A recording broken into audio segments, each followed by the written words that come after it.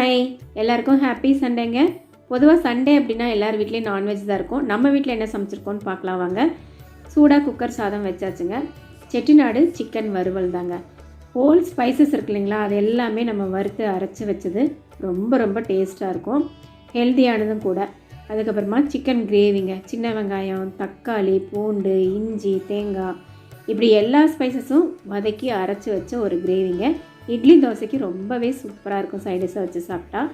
Non veg அப்படின்னா ரசம் இல்லாமல் இல்லை, கண்டிப்பாக நம்ம வீட்டில் ரசம் இருக்கும். வாங்க பிளேட்டிங் பண்ணிடலாம். சாதம் வச்சாச்சுங்க, நல்லா சுட சுட சாதம் வச்சுட்டு சிக்கன் வறுவலும் வச்சாச்சு. இது கொஞ்சம் காரமாக தான் இருக்குன்னு வைங்களேன், என்னைக்காவது ஒரு நாள் கொஞ்சம் மிளகெல்லாம் நிறையா சேர்த்து செய்வோம். அண்ட் தென் சிக்கன் கிரேவியும் வச்சாச்சுங்க. ஒவ்வொருத்தராக சாப்பிட ஆரம்பிச்சிட்டோம். ஓகே, நீங்கள் என்ன சமைச்சிங்க, சாப்பிட்டீங்க அப்படிங்கிறத இந்த வீடியோ கீழே கமெண்ட்ஸில் சொல்லுங்கள்.